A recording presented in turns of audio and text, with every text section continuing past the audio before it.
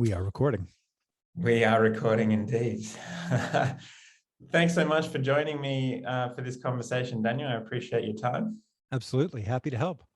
Yeah. So I wanted to have you on because I saw you in a recent conversation on the Stoa, actually. It was a four-way conversation between yourself and a few others on the topic of enlightenment, facilitated by Peter Limberg. And I found that conversation really interesting. And from that conversation, had a look at Dharma Overground and had a look at your interview on Buddha at the gas pump many years ago, maybe 7 years ago. It was very political, I think, if I remember right. Political. Anyway, yeah, we didn't talk much about awakening that I remember in that one, but yeah. No, there wasn't much talk on awakening. Yeah. It was quite political, actually, now that I think of it. But in any case, it gave me a sense of who you are and what you're about, and yeah, I liked it. So I was like, oh, I want to speak to this guy. Cool. Great. So on the topic of enlightenment, I mean, there's many different ways of defining enlightenment. So I'd be interested in the definition that you use, or what enlightenment means to you. Yeah, so I use a lot of different possible models, and I talk about a lot of models in my book, which you can find online at mctb.org. Part 5 really goes on and on and on about that. But I think one of the more pragmatically helpful ways of looking at this is an increased sense of presence to this moment right here, and an increased ability to see thoughts as thoughts, feelings as feelings, bodily sensations as bodily sensations, mental sensations as mental sensations, and to be able to see thoughts of time, thoughts of past as things that occur now as experiences, thoughts of future as transient things that occur now as experiences. To see this as something that seems to be happening essentially on its own, or causally, or very naturally. To be able to see both the fullness and richness of life, and also its ephemerality, its transience, this sort of paper thin nature of time. To be able to see experience disappearing and reappearing, like kind of in a shifty moment to momenty kind of way. That's very just natural and unfolding of what's going on. That might not always be that super present, depending on how one is focused.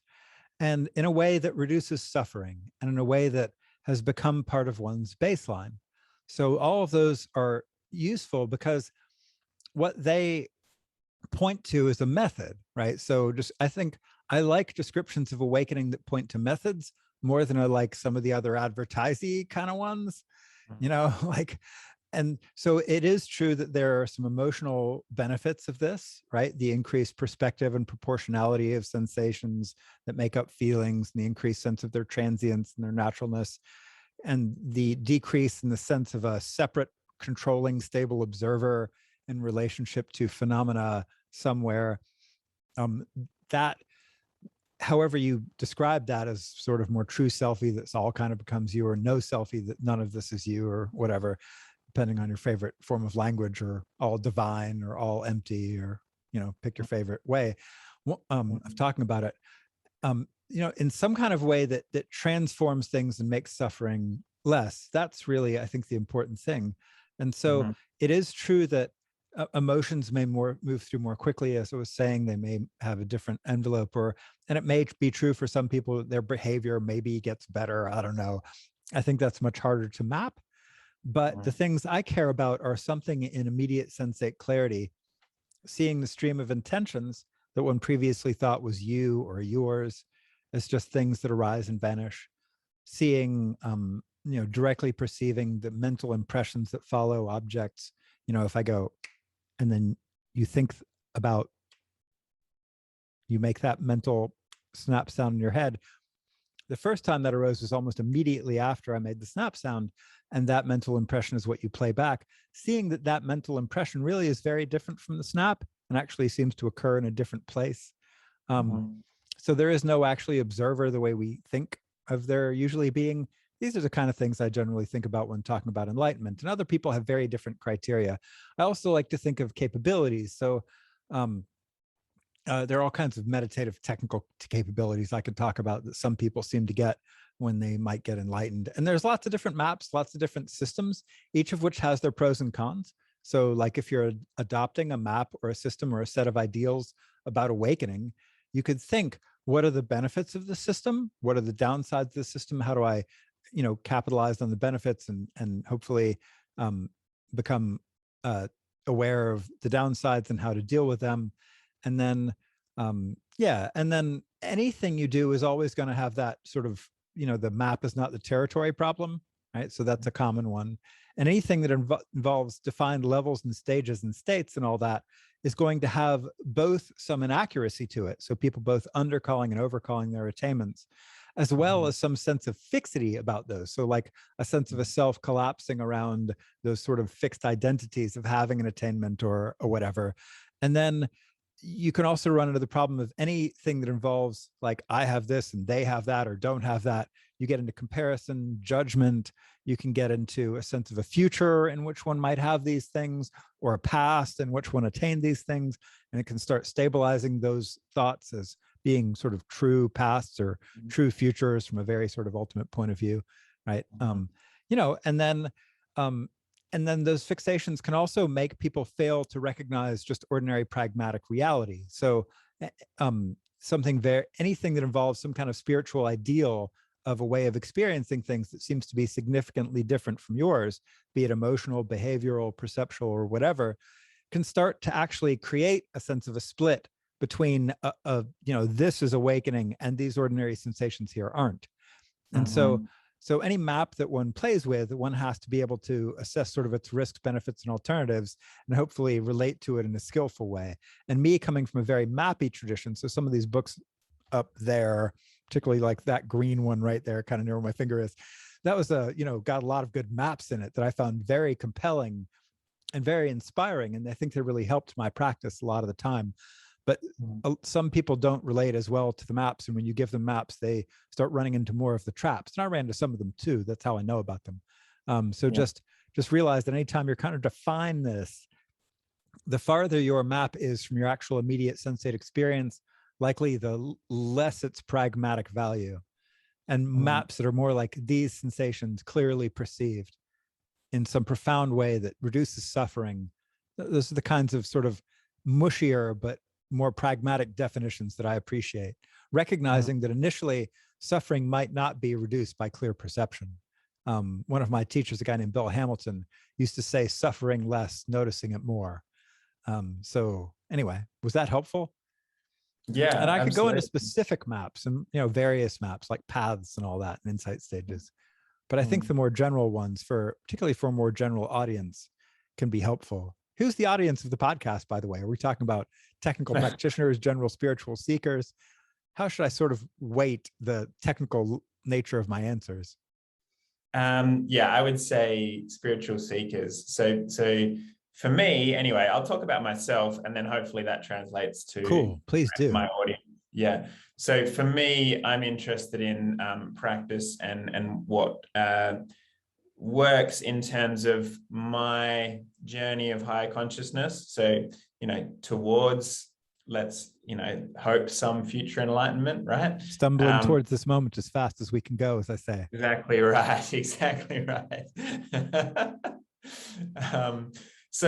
For me, I'm interested in the spiritual quest, in practices that help on the spiritual quest, and to a lesser degree, like the intellectual philosophizing around different maps and different ways of understanding enlightenment. I appreciated the way you phrased the definition being very much in touch with your current sensate experience, and anything that takes you away from that is probably a distraction and can be unhelpful. You want to be in touch with your immediate in the moment experience as much as you possibly can. And you spoke about the maps influencing your practice to some degree. So kind of like, I imagine, honing the way you were practicing and introducing different practices to you to experiment with and to try out. So I'm curious about that. So what have your practices been, or what are they today, and how has that kind of evolved? I mean, I guess your set of practices, how have your set of practices evolved over time?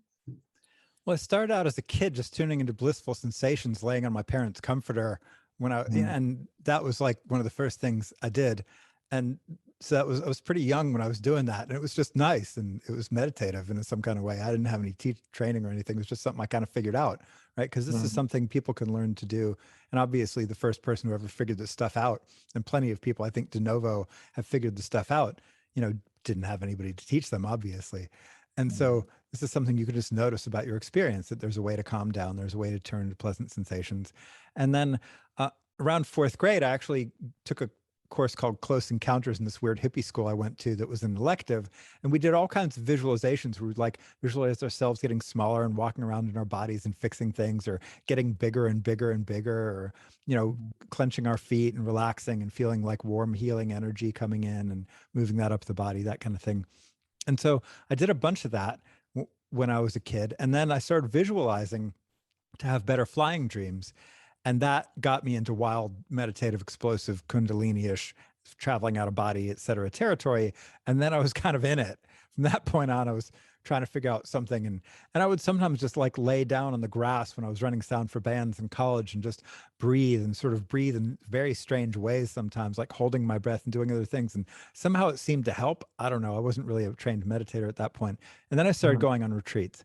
And when I started going on retreats, I started Thai forest, which is very much just Thai forest vipassana, which is just breath and sensations, and don't get lost in the stories and tape loops of the mind, and some loving kindness practices and basic stuff like that. And then I got into something called Mahasi Sauda noting, which is a Burmese style of practice which involves using labeling until your mind gets faster, and then directly noticing just sensations of breath rising and falling, thoughts rising and falling, feet rising and falling, pain, pleasure, feelings, sights, sounds rising and falling, sensation after sensation, intentions arising before actions, mental impressions arising after sensations, and just very technical, very sixth sense door mm, based, straight up mhm, Burmese Vipassana.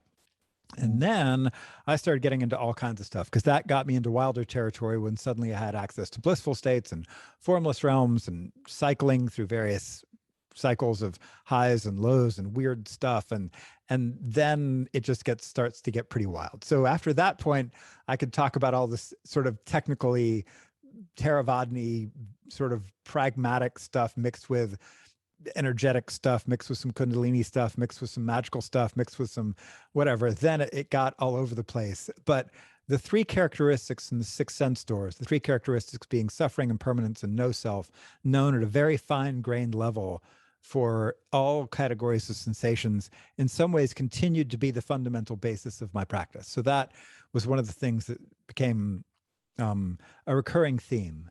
And these mm. days, I just sit and walk, and cool stuff happens because I managed to write some neat pathways in the brain that now it knows cool stuff to do. But that was a lot of work, right? There was a lot of hours and figuring out, just like, I play guitar, and like learning how to play my first G chord was super painful, and now I play one without thinking about it. And so it got kind of like that. So, but that's the also important thing to know. Like, with practice, you can get good at this stuff, right? With Yeah, practice, you can these are developable skills. So that's important yeah, to know. yeah, yeah. Yeah, okay. So the 3 points you mentioned there, suffering, impermanence, and no self. So I can kind of get a handle on suffering, and I can get a handle on impermanence through my experience. The no self, to me, I have some experiences in, deep meditation, in kind of satori states of there being no self. When you say Um, satori, what do you mean? Because it's curious. Zen is often very loose in their definition of these things. And who gave you that label? I'm curious. What do you mean by my satori? What did you experience? Yeah, my teacher gave me that label. So what I mean by satori is, there was an experience where the whole room went white, started to white out, and my body was vibrating at a very high frequency with energy. It's usually a And stage I would call the arising and passing away, or Uddiyabaya jnana, by the way. okay, Classic peak experience. It's usually one of the more impressive experiences people have on the path. yeah. Cool. So I've had several of these experiences, and in those states, I would suggest that it didn't really feel like there was a self there, because there wasn't necessarily any entity there thinking and controlling, really. It was just kind of it feels very nice, very peaceful, very blissful.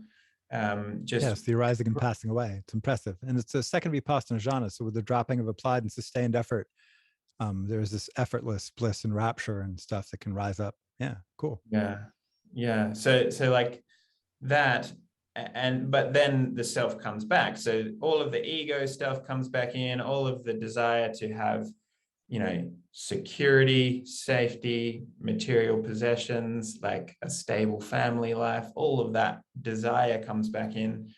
And then it's like, it seems to be to some degree like an oscillating between states of what I would label lower consciousness and states of higher consciousness the more I practice. And so the no self I can get a handle on intellectually, but certainly not experientially in this moment. Let's say, like in this moment, I experience myself with a solid self here talking Really? to. Yeah. Well, let me help you out with that. So let me help you out with no self. All right. Yeah. So this is typically operationalized two basic ways. And the first is noticing that anything that is observed by definition cannot be the observer. So like if there seems to be a central something here that is observing your arms or your thoughts, then the question is, are your thoughts the observer? Are your thoughts a subject? If you can see your thoughts as thoughts, can you see a thought as thought? Can you see a thought come and go? And was that thought then you? Yeah, I can observe thoughts coming and going, and I don't. Okay, so was the thought then you? Was that No, thought I you? wouldn't. No, I wouldn't identify. Can you the thought. observe physical sensations coming and going? Mm-hmm. Are those physical sensations then you? If they can arise and vanish and be observed by something that seems to be you? No. Okay. So that's the first thing. And the second thing is, do you have control of these things? So can you control your thoughts? No. Then are your thoughts you or yours truly, if you can't control them and you can't stabilize them and you are observing them? No. And the thing is, it turns out that applies to everything. We just tend to have these categories that we think it doesn't apply to, that we then like, oh, but this pattern of physical sensation somewhere in the head or back of the neck or here is really me, but the rest of it isn't. And so you can actually probably see it for quite a lot of categories of sensations relatively easily, but it's those last core ones that really seem to be you that like, that's the trickier thing, but those are just more sensations too. And so it's just actually a question of figuring out the last holdouts, the patterns of experiences for which that's not easy to do, or for which when you do that, it seems to reestablish, like when you look that way, it becomes over here. When you look this way, it becomes over there. It does this sort of vantage pointy thing. But if you can start to notice that when it switches its vantage point to look forward or back, and then it, if you're looking at the front of the head, the back of the head seems to be you. And if you're looking at the back of the head, the front of the head and up here seems to be you. But these are just a bunch of, these moments before were just a bunch of sensations you could see come and go. And then it flips around. These are just a bunch of sensations you can see come and go, right? Or feel or perceive or whatever. When I say see, I really mean all sense stores. I just happen to be kind of visual. Yeah. And so then the question is, how, when it turns one direction or the other, do you keep the capacity to see the sensations it just took to kind of be vantage point or observer in the same light as you did when you pointed attention the other way? And that just takes practice. That's a learnable skill set. And when eventually there's no patterns that it can hold to, and it starts to go, wait a second, there's a poof. And then you start to automatically notice, both at the perceptual and interpretive level, which really arise together, that these various patterns of sensations that you thought were the stable observer, no, they aren't. Mm, mm. Yeah, in deep meditative states, there starts to be an experience that becomes very close to what you're describing. So Yeah, the vantage point becomes less and less obvious, and right. it's almost like sensations, thoughts, emotions arise in some kind of space, and there's not necessarily any solid ground in which they arise. Right. And so that kind of experience is to some degree accessible. I find it quite difficult to say that I'm not a self in moments of, let's say, arguments with my wife or stressful times in my business, Could things you like stop that. those arguments from arising?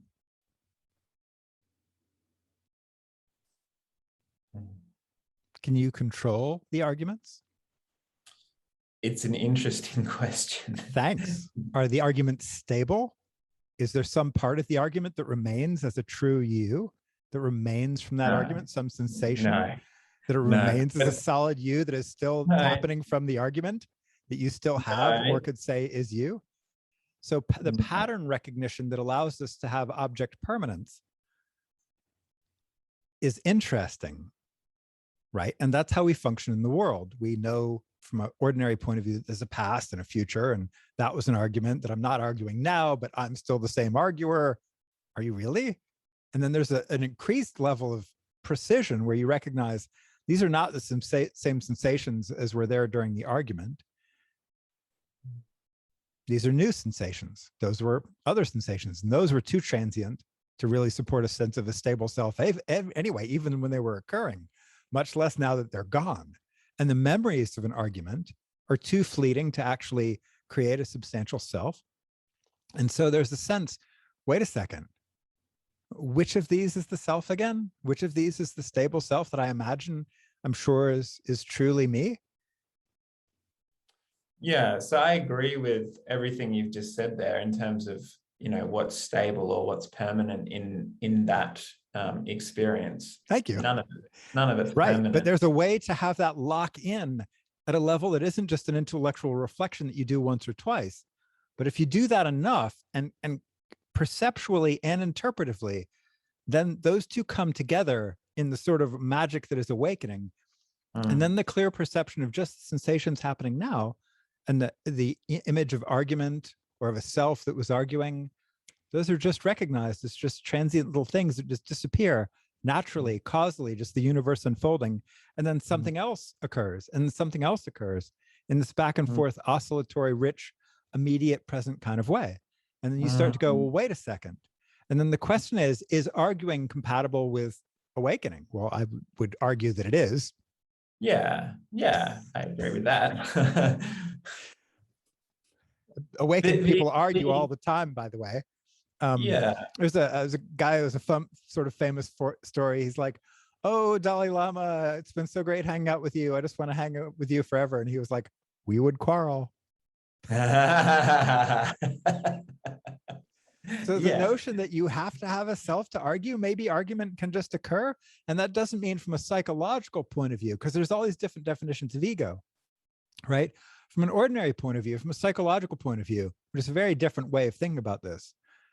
Like, of course, there's a you that was arguing then and could learn to maybe argue better or argue less or listen more, or, be more clear and empathic, learning communication at something, right?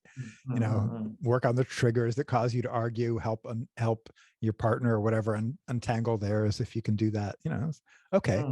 But from another point of view, if we're really just talking about the immediate point of view, because this is where people get very confused. And luckily, Buddhist training, which is, I'm coming from a Buddhist point of view, not that you have to come from a Buddhist point of view, it's just a useful set of frameworks for this particular point. If you've got three trainings, okay, one we'll call Sila or Shila, which is ordinary training in life, morality, right speech, action, and thought, basically. So this is like how to think, speak, and act in good ways, okay, skillfully. And so in this, we assume a past, we assume a future, we assume a being that is separate to which karmic actions will lead to karmic consequences, and we take ourselves as being these continuous things. We assume object permanence and all of that. We assume we can develop psychologically. We have a history where we might have had trauma or childhood or whatever, and we're hopefully have a future where we're more healed or whatever. And right now we're the moderating the forces of our id and our super ego, our internalized parents, sort of Freudianly, to try to be okay and make good decisions, right? So that's, and we assume a will and a continuity and all that stuff. Okay. However, training concentration still kind of assumes that this is deep blissful meditative states, right? But it assumes will, assumes control. You can tune away unskillful states of mind. You can tune into skillful states of mind. Cool. You can attain to jhanic states or whatever. Cool. And then insight training actually has a very different set of assumptions. It does not assume object permanence. It assumes literally these sensations now are the only valid basis of insight practice, that the past is wispy little things that occur now. The future is wispy little things that occur now. There is no stable self that can be found in any of these sensations, colors, qualities, textures, mental impressions, feelings, interpretations, each too transient, too natural to be a true stable self, no true future, etc. And so by using the word ego in the context of, oh, I have an ego because I argue, that's a morality way of framing it, which is very, very useful when doing psychology, when try to, work on relationships and interpersonal stuff, past, future, relative stuff. But from an insight awakening point of view, not helpful, except to notice that those are more thoughts that come and go and cannot constitute a stable self. And so learning to flip back and forth between these two very, very different definitions or focuses regarding what we might call ego is really helpful, because otherwise spiritual teachings just get all convoluted and you take one that applies to one thing and apply it to another thing. So we really need more words for ego, like, morality related ego and, insight related ego or wisdom related ego or something, right? Because they're based on very different conceptions of what that would mean. Was that helpful? Yeah, certainly. I understand the concepts that you're speaking of. And the last thing I would say is most people think that if you just get awakened, it'll solve all your ordinary psychological ego problems. I have ample, abundant evidence in myself and my friends and fellow walkers on the path that is not necessarily true. Yeah. As much as we would all like it to be. I don't think that's true. So yeah, I can understand the concepts of what you're outlining, and where you talk about the practice of noticing the observer from different vantage points, and then eventually there's a moment of poof where the kind of observer disappears, and then there's no self. Like I can. And then there's just all sensations happening where they are, like they always actually were. Yeah, for sure. I think where I get curious is, so I've heard Zach Stein describe 3 axes of development, and it's a model that resonates with my experience in that. So the 3 axes he talks about are skill development. Like in the material world, you can get really good at a certain sport, or you can get really good at a certain academic pursuit, say physics or chemistry or something like that. And the more you practice at that skill, the better you'll get at that skill. So it's, very much a well understood thing in the West that skill development is a possibility. And then there's consciousness development. So you become more aware of moment to moment experience in subtler and subtler ways, in more granular ways, in finer detail. And you can train your consciousness through what you're talking about, like Sheila, concentration, insight, like all of these things would fall under the umbrella of consciousness development. And being able to describe your experience in subtler and subtler ways. And that's a development axis as well. And then there's the third axis, which is what you were describing in terms of psychological development. So it's like emotional maturity, in that you are more aware of your emotional state in any given moment. You're more aware of people around you. You're more likely to put yourself aside and take care of others, you're more likely to experience care and love and heart and these kinds of nice feelings in relationship. And that's a something that can be practiced and developed and worked on, and you can get better at that. And I'm interested in what your thoughts are on heart awakening. Like, do you have a concept of heart awakening, and what does that mean to you? So I've heard people define that a bunch of different ways. And to first even mention definitions in some ways would seem kind of antithetical to the whole vibe of heart awakening itself, right? Because that would seem a very intellectual way of approaching it. But for a conversational point of view, it's important to think about what are the different ways we could relate to the concept, right? Since you've raised it as a set of words. And then like, I've had, there was a moment where a other meditation teacher, I came over to her house and I was a little early, and as I was about to walk into the door, she suddenly put out her hand and later just like pressed right in the center of my chest. And it felt like my heart just exploded, like a walnut shell had broken off it. And it was weirdly, shockingly painful and terrifying for a second or two until I felt this incredible sense of release. Was that a heart awakening? I don't know. I felt much lighter and freer, and it just happened to involve what I thought of as the sensations of my heart. I don't know. Thank you, Patty, for your cool, weird magical thing you did. That was neat. So is that a heart awakening? I don't know, maybe you could use a term that way. It could be cool. Is that what happens when you do like lots of loving kindness practice? Is that what happens when you do the depths of shadow work, that underneath the anger find the tenderness and the care, or underneath the fear find the wishing that everybody will be okay, or something like that? Is that a heart awakening? Maybe. Could be a good way to use those kinds of words. Is that some sort of intuitive, timeless thing which transforms the emotional life in some kind of way and seems utterly unrelated to concepts or math or anything, maps or anything? Is that what it's really about? It might be a reasonable definition. What is it that you mean? Those are just some of the possible ones. Like when you think about a heart awakening, what do you mean?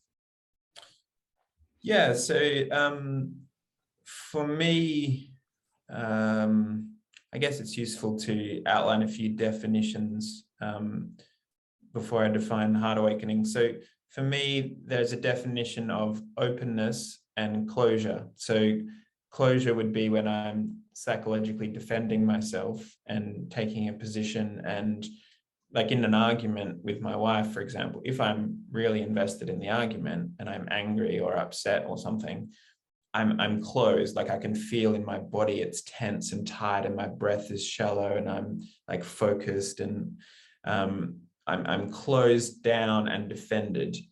And when I'm meditating by myself, or if I'm experiencing love or tenderness, I'm open, because most of my defenses are kind of subsided. They've fallen away, and I'm open to the experience in the moment. And there's no real barrier to flow and connection between myself and my environment, whether that's people or animals or trees or whatever.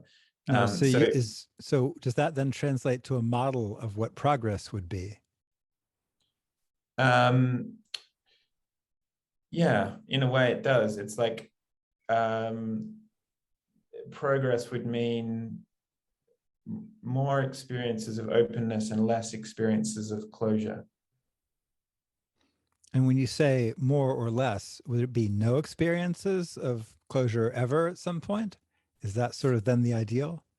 I Or don't are know. hearts things that open and close, that respond to situations with more or less sense of, boundaries or non-boundaries of connection, or, hey, wait a second, that's not cool, right? And Yeah, so then the question is, how does one then relate to those things? And I at once can very much appreciate spiritual ideals that involve a sense of increased open-heartedness or less defensiveness or more appreciation of another person's point of view, right? That sense of, oh, okay, you're also suffering, I'm suffering, you're scared, I'm scared, you're angry, I'm angry, right? It can be much more inclusive. And Mm. then, but I also wonder, does that, in the wrong hands or at the wrong moment, would would that not give people permission to defend themselves? I think each of these spiritual, against a tough situation or a person who was abusive or Mm. whatever, right? So I think when I think about each of these spiritual ideals of awakening, I'm always thinking about the pros and cons. And does an ideal like that then, in someone who didn't have good boundaries or wasn't good at saying no, or wasn't good at pushing away people who were not interacting them in a way that they found helpful, like, is that less awakened if maybe that is, Mm. do you see what I Mm. mean? And so, Yeah. would that encourage Yeah. codependence or a lack of, someone standing up for themselves in the wrong hands? Or would that, in the right hands or in the right moment, really, help someone remember, oh yeah, I need to soften, I need to be kinder, I need to listen more, I need to Mm. take more of their energy in, I need to let their feelings kind of wash through without as much stickiness and as much pushback, or Mhm. so Yeah. I think about, those are some of the questions, at least, that come to mind. What are your Mm. thoughts on those? Yeah, I think what you're saying is absolutely valid. Like for some people who are naturally enmeshed in relationship or codependent in relationship, for them, it openness is probably something that comes naturally, more naturally to them.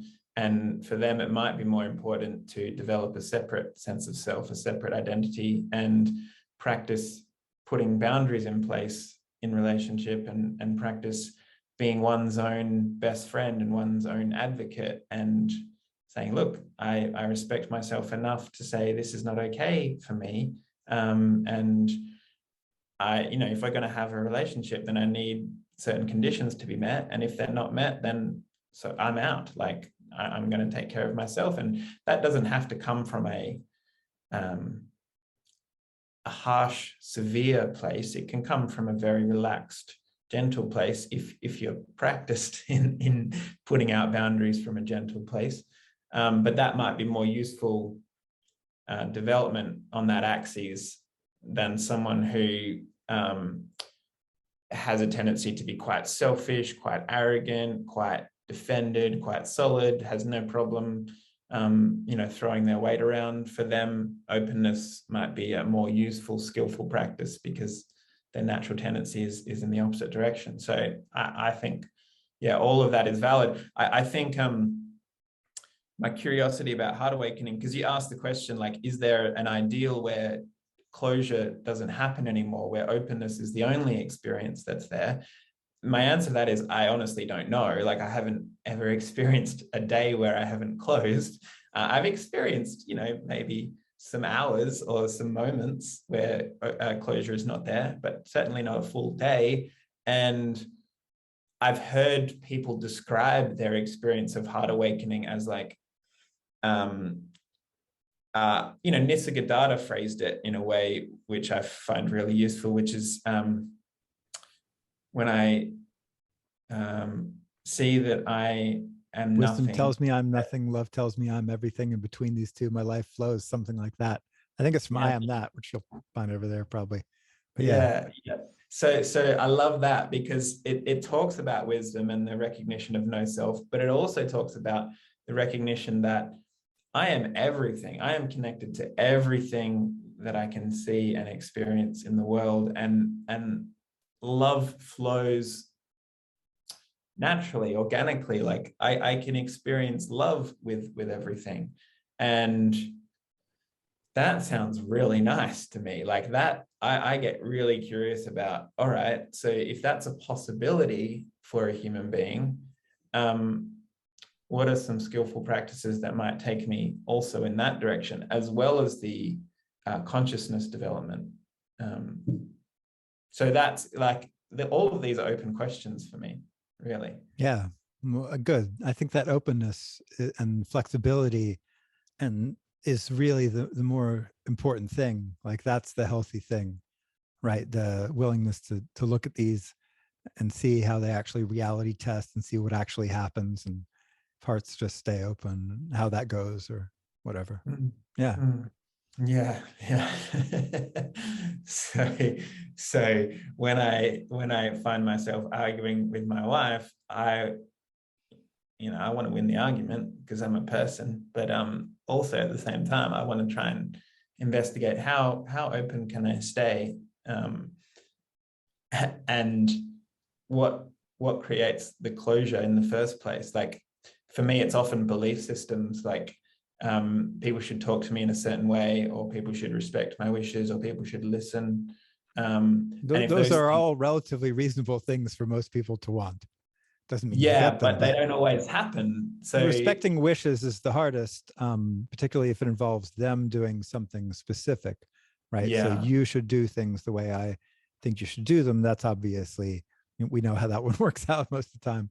Being listened to is also relatively, that's a very reasonable one, right? Being listened to, even just taking the time to listen if you're in a committed relationship, makes some kind of sense. My wife and I actually, we have a thing where we're very quick to break out timers on our phones and just, all right, you get 3 minutes, I get 3 minutes. The other person might say, oh, you can have 3 more minutes. Looks like you're right. And to be able to talk for like 3 or 5 or whatever minutes with the other person not saying anything, it's yeah, actually really valuable. Like just to, yeah, and it totally. slows everybody down and gives them the sense that they were heard, particularly if you're looking at them and you listen. Like Yes. it's one of our little hip, tricks. I don't know if it would work for anybody else, but it's worked pretty well for us. So the phone timers, and yeah, and just like, okay, I've heard you. A little bit of reflection. Okay, I heard you say that. Heard you feeling this. Those little empath, active listening skills. I think those Yeah, make a difference. Yeah. So, but yeah, no, I relationships are hard. Communication is hard. It's very hard for people to hear each other because we rapidly solidify into patterns what someone meant when they said that a previous time, what the history of conversations is, and the question of, should you hear people's words as they say them, or should you hear what you think is the hidden meaning behind them that mm, they didn't actually mm, say, and mhm, knowing which are the moments when your judgments are correct. I think people often get this wrong, as I know from myself, and know from my relationships. So yeah, asking more questions. I think people asking more questions rather than making more statements gets people a long way. Being more inquisitive. Oh, wait, when you said that, did you mean this or did you mean this? To check in. Like if you mm, have a more negative interpretation of a statement, say, is that what you meant when you said that? mhm, mhm. Trying to give people the benefit of the doubt, that kind of curiosity, I think goes a long way. Not that I'm always the best at it either, but we try. Yeah, Relationships are hard. yeah, absolutely. I like that idea of the timers on the phone. I might steal that idea and use it. It's a practical, quick, easy to implement solution. Yeah, yeah, yeah, yeah, yeah. Awesome. Um, yeah, cool. So you were talking about your practices and the way that your practices have changed over time, and eventually these experiences of suffering, impermanence, no self kind of solidified for you, and It's a that, funny thing to say about them, actually. So suffering, to say suffering solidified, actually, well, I don't, a lot yeah, of sense that's, of suffering sort of dropped away, and to say impermanence solidified yeah, is obviously conceptually relatively problematic.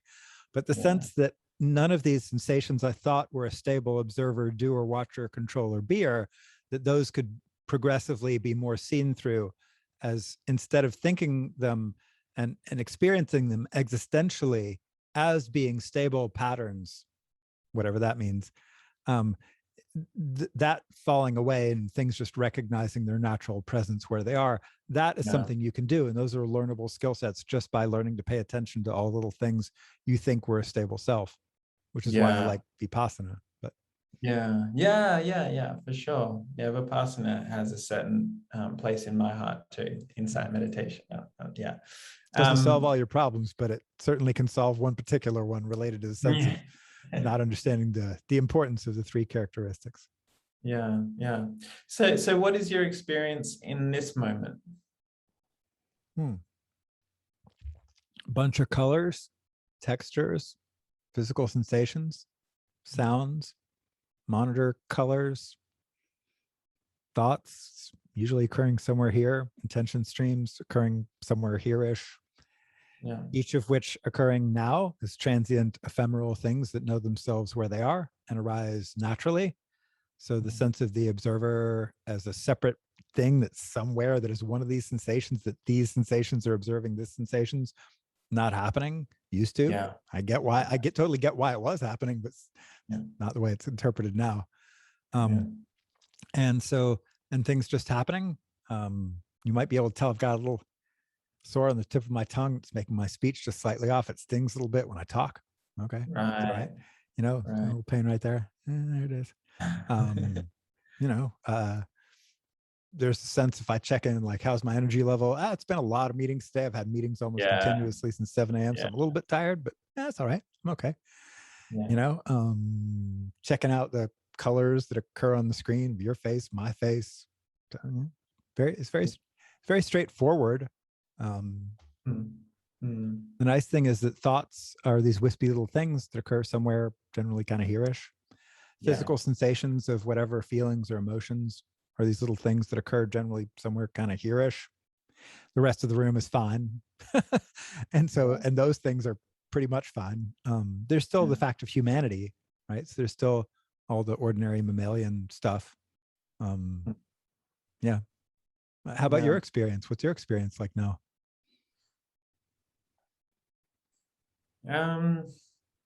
So there's some heaviness behind my eyes. There's breathing.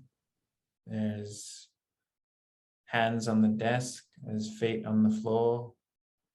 There's sounds outside my window. Wind in the trees. Nice. Yeah. There is also a curiosity or desire that seems unquenchable when I tune into it, which is this kind of like sense that there must be something more, you know, to life, in life, experienceable. And that hasn't really ever gone away for me. And so it drives a lot of my behavior. Yeah, of course. In terms of like, in pretty much every arena, like in business, I want to earn more money so I can have a nicer life. In relationship, I want to be skillful in relationships so my wife and I can get along.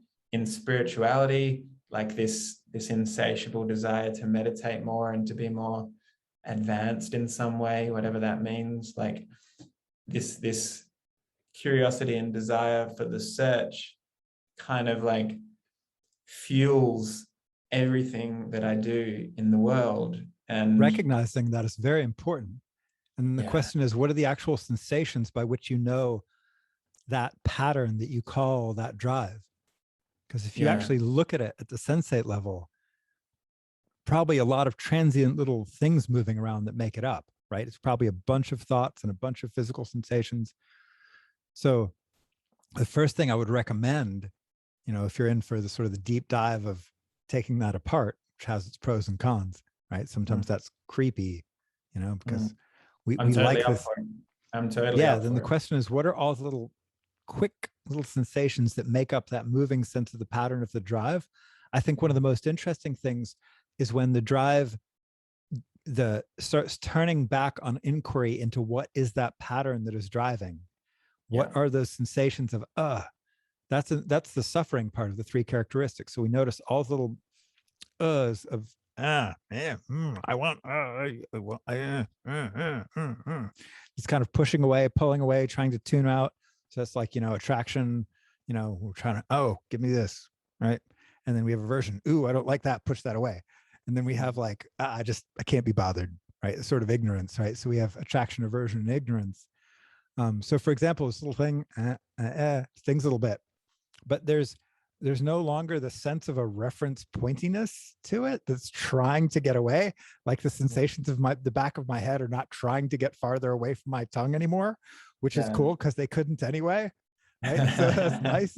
But like you can examine all the sensations that seem to be relating to pleasant or unpleasant things, right? As they kind of move around and they're like, oh, it's just right. And you can see the motion of mind that kind of seems to drive that kind of movement to create a vantagey, pointy thing that could get things and yet is distant from things, that wants things but can't get them, that wants to get away from stuff, but like that whole curious movement of the I got really useful advice from Sharda Rogels, a meditation teacher who's cross-trained in Vedanta and Vipassana, and just a very nice person. And she was like, just watch the motion of attraction and aversion. Just watch that. Watch that back and forth, that push and pull and tune outness of experience. So that's when, like, that's the kind of practice that turns that drive into something that can actually change something in both the perception, interpretation, and even quality of what that is. But it has to involve a lot of honesty. That's how we, and people often don't want to be honest. They want to, oh no, it'll be something on, I order on the internet that gets me satisfaction. Oh, it'll be some new book. It'll be some whatever. That'll, no. I mean, it's not like we don't have ordinary desires, right? So like when I get a new cable in for my audio rig or whatever, I'm like, oh, that's cool. Right. That's satisfying in some kind of way, right? Okay, maybe I can have a little bit of better audio. But at the same time, like that additional, it's kind of, you says always there. Well, it turns out it's not always there. It changes, it moves, it shifts, and it's not always there in the same kind of way. So it's actually a moving thing, and appreciating that movingness, that shifting, rapid,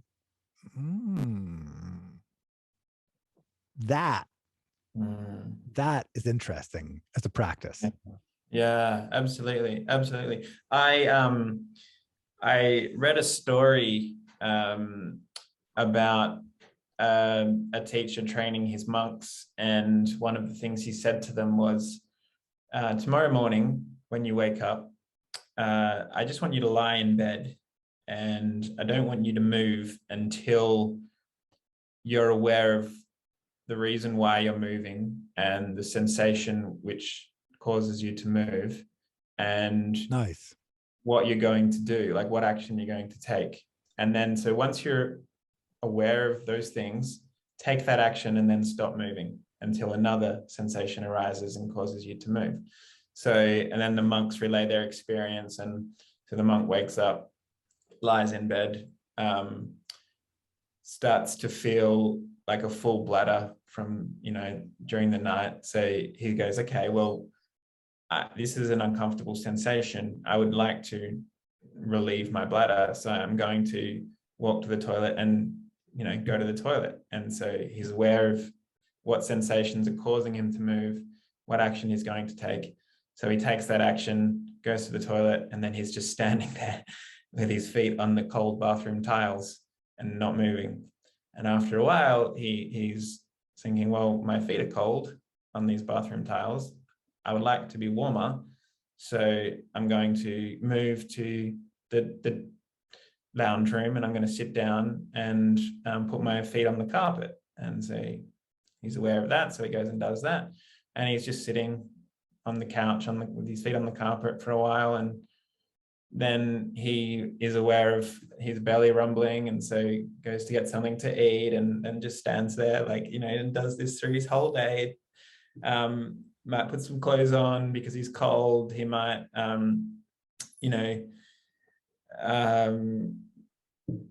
want a fire in his little hut, so he goes out and chops wood. He might get thirsty, so he drinks some water, all of this kind of stuff. But whatever he's doing through his day, he's really conscious of why, and he only does the things that he's clear on the sensations that are causing him to take those actions. And so I kind of was trying a little practice similar to that, like trying to be really aware of why I was doing what I was doing.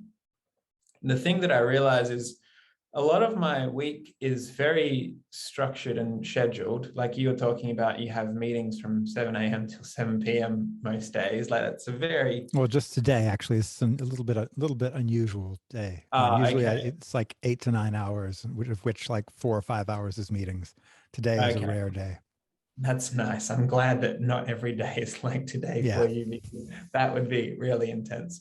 But so yeah, you have a schedule, and I have a schedule that I kind of try and stick to, and there are certain things that I want to get done in my week and things like that. So a lot of it's driven by commitments that I've made that I want to fulfill, and so I will fulfill them to my clients and my staff and um, things like that.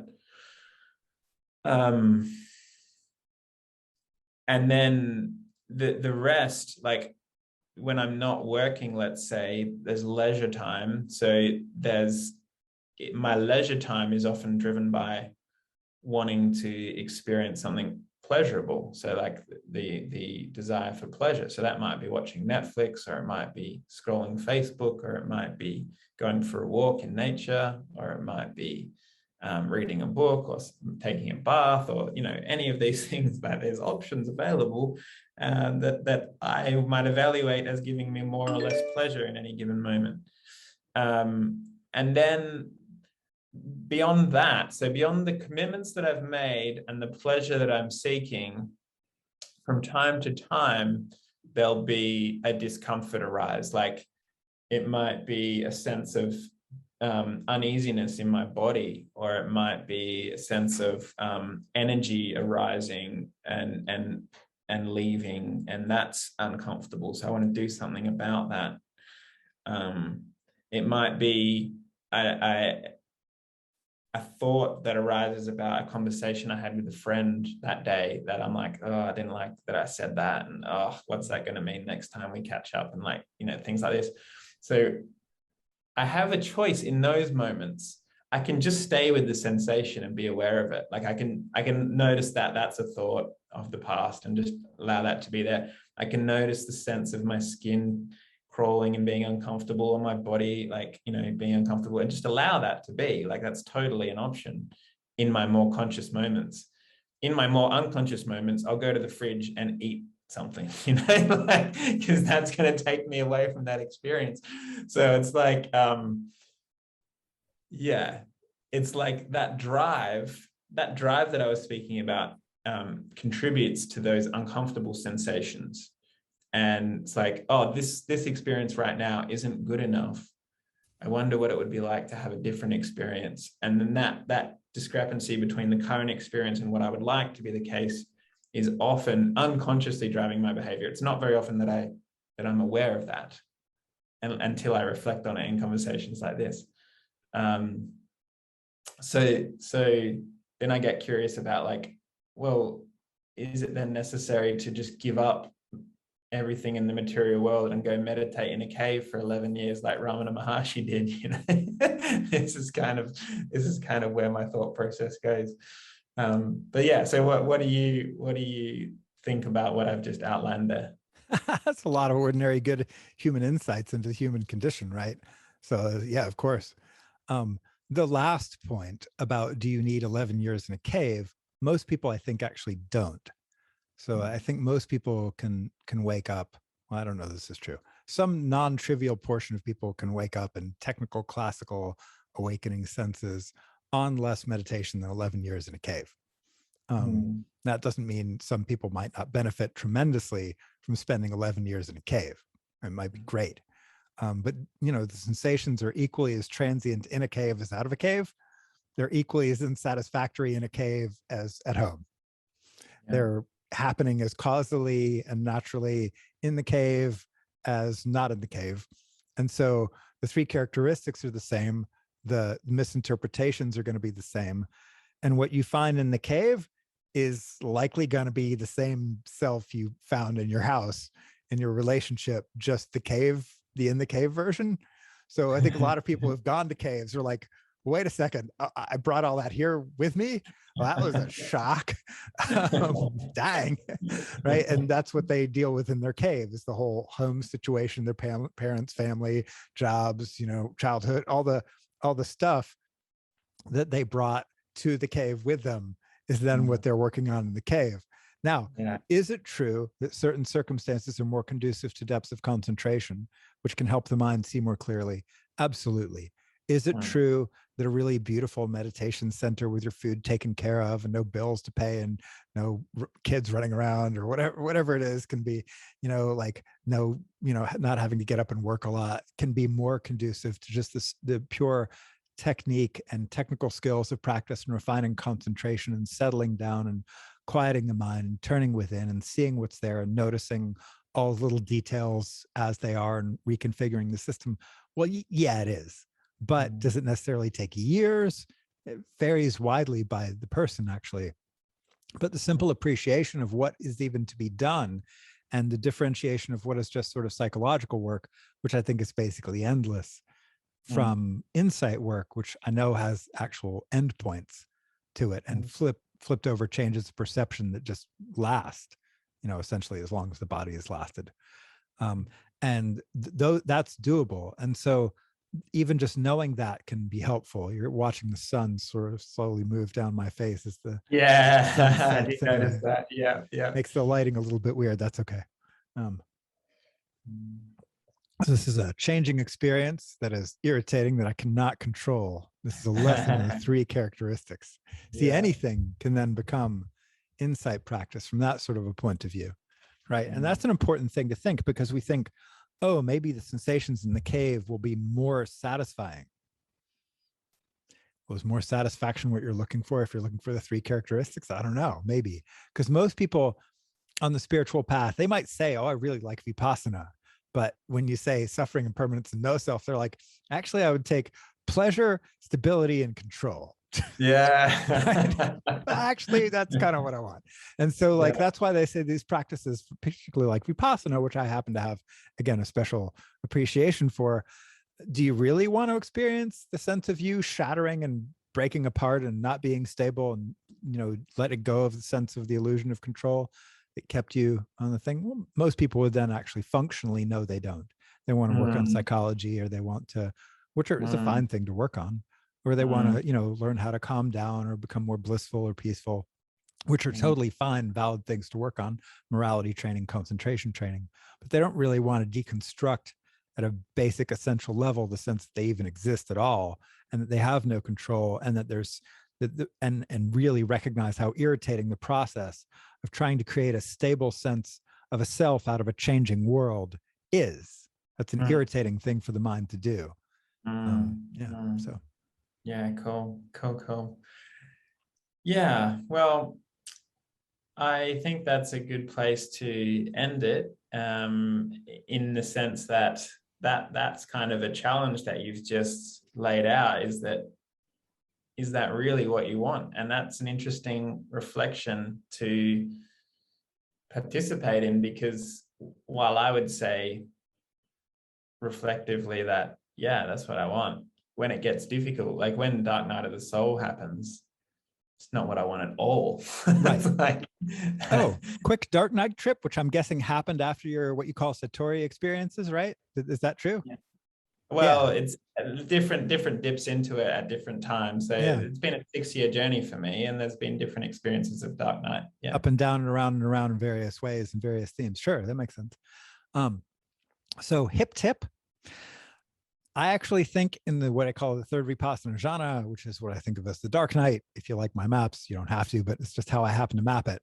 I actually think getting used to the weird fact that the center of attention is out of phase and the periphery is kind of chaotic, and that attention actually kind of wants to do this kind of back thing where the center is blind and it kind of tunes back in this weird kind of like that kind of way.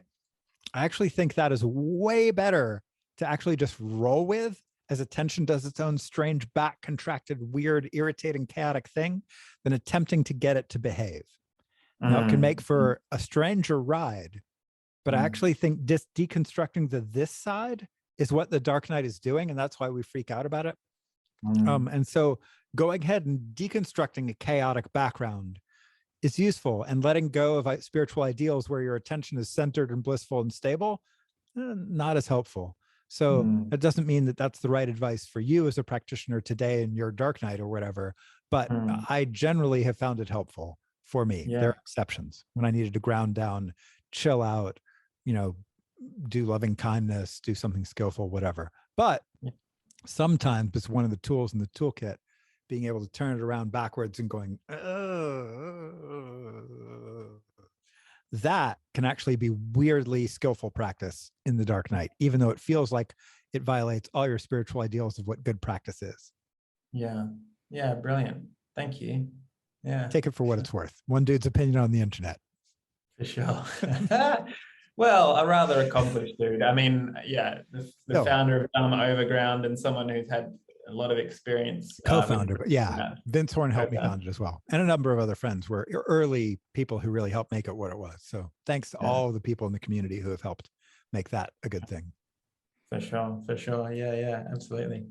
Well, thank you so much for your time today, Daniel. Thanks for Yes. taking some time out of your busy day to chat with me. Yeah, it's been fun. And good luck with your wife and your relationship, and you try the timer thing and your practice. And let me know how it goes if you want. Yeah, awesome. I'd love to have another conversation. That'd be great. Yeah. Cool. All right. It's been fun.